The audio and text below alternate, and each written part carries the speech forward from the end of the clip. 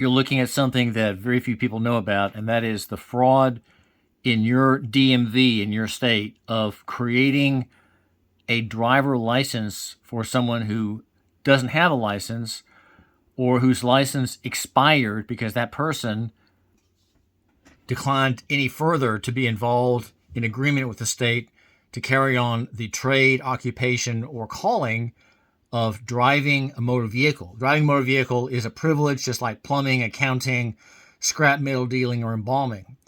And when you decide to leave real estate appraisal, let's say the privilege of that, and you're going to do something else, well, you let your license lapse.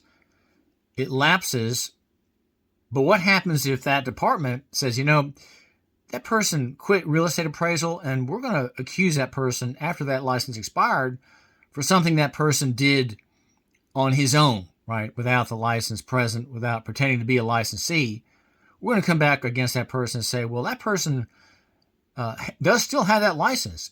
And we know that person has the license because we assigned the person a license now, apart from any application. In the driving area, it's called the history only record. And this right here is from my open records request, and it shows what the clerk in the Department of Safety in Tennessee does to create a license from nothing. Ex nihilo, from nothing. A license created for someone, as it were, without the application, without the eye color, without the hair color, without the signature, without the payment, without the photo. A history-only record. This is how they get people.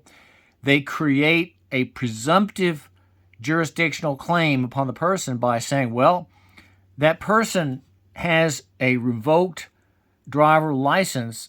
And you know what they should be saying? That person has a revoked driver license number, because they don't actually give you a license in this process. They just assign you a number. Okay? You never had a license, but now suddenly you're charged with driving unsuspended. Well, how's that? They found out your name and address, and they assigned you a number on a history-only record. And here's where these are the instructions for the clerk.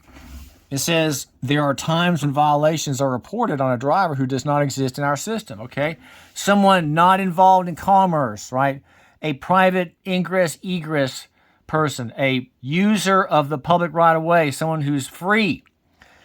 He goes on to say right here, this could be an out-of-state driver, a minor, or a resident who does not own a Tennessee credential, okay? Someone who's out of the system.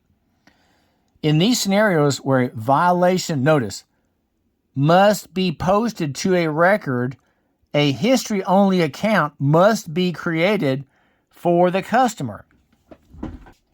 Notice this bit of ID fraud.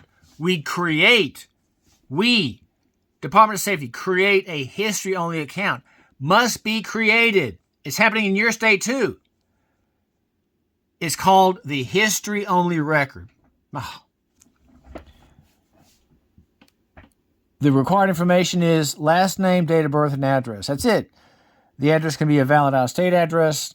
It will save the record. You will now be able to post certain offenses and activities to this record as you normally would with other accounts in the system.